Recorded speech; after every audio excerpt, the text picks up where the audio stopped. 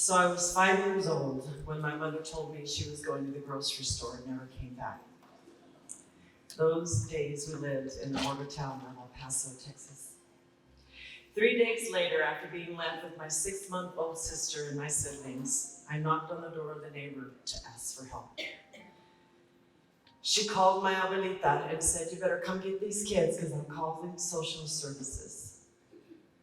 None of my 3 siblings and I knew our fathers, and what we experienced in our childhood would rival any Hollywood dysfunctional drama.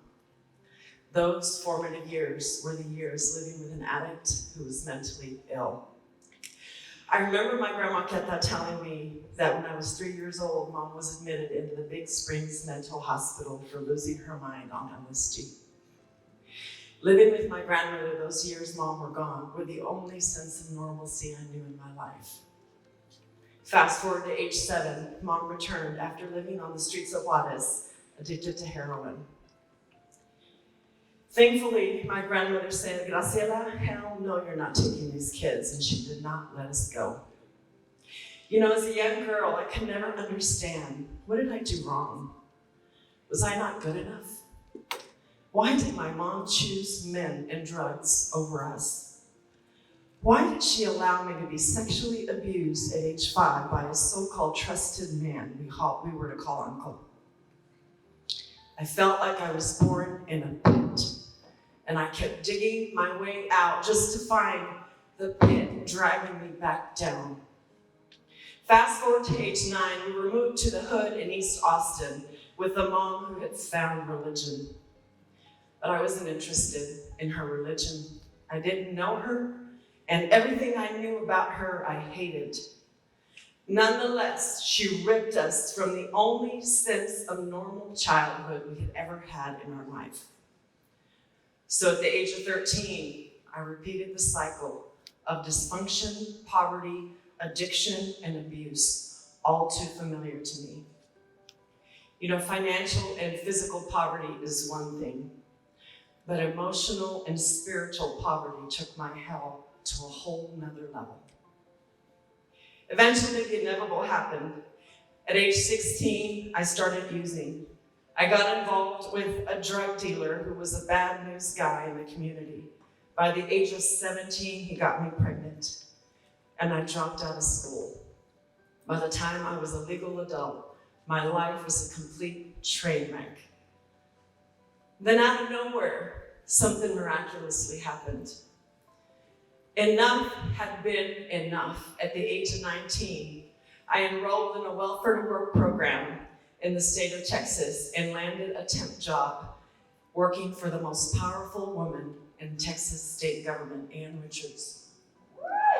I married my knight and shining hero 33 and a half years ago, and I began to dream. Could I actually have a different life? Would my daughter actually have a father? Could I actually have a career? Could I be a woman in power? None of that was available to me in my community. I shortly got married after that, and I met my first mentor in government, a woman by the name of Donna. Donna worked for Kay Bailey Hutchison, another woman in power. I remember Donna taking me in as her young HR assistant. And I remember her seeing potential in me. She took me under her wing, sent me back to school, taught me everything I know about the HR career. But she also took the time to personally sit me down in her couch and counsel me with my personal life and my career. Donna invested in me and believed in me and gave me a chance to get out of my own hell. I recently had dinner with Donna in Dallas, and I said, "Donna, what did you see in me?" She said, "Rebecca, I saw a hungry young lady. I saw someone smart with potential. She just didn't know who she was." This transformative encounter with my mentor changed my life. The investment of the time that she took to personally love me, to care for me, and to show me value was incredibly powerful. I started to believe I have value. I started to believe maybe I can change my life. I could envision the possibilities as if a light had gone off in my mind. I found faith and I found purpose, and I knew that although all of the odds were against me, I had little to offer as a high school dropout. I had no experience and no education. I knew that I could overcome those odds with hard work, with resilience, with personal ownership of my past, and I could get on a path for my future.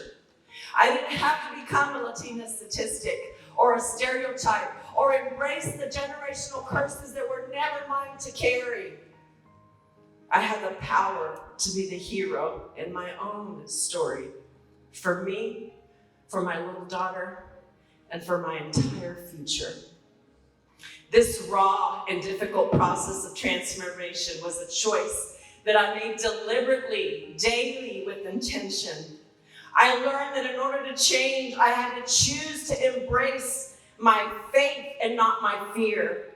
I had to deal with my past, but I had to face the trauma and the pain and the addictions and the failures head on. But this time with grit and with resolve. I was determined that I had to do it today, and that shift had to happen because tomorrow is promised to no one. And perhaps, just as importantly, I learned that I could not do it alone. I had to lean on my life partner.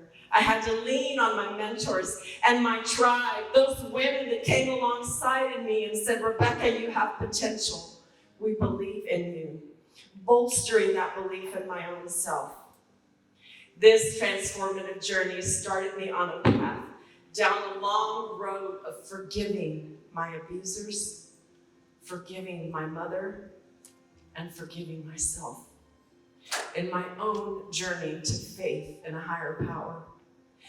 The impact of outcome that I had to overcome was tremendous, but I knew that I had to discover who the true Rebecca was.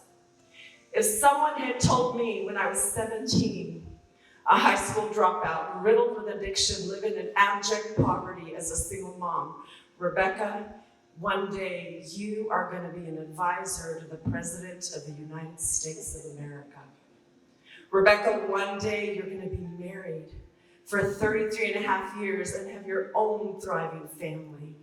Rebecca, one day you're going to be part of the fastest growing demographic in America, a woman entrepreneur in business.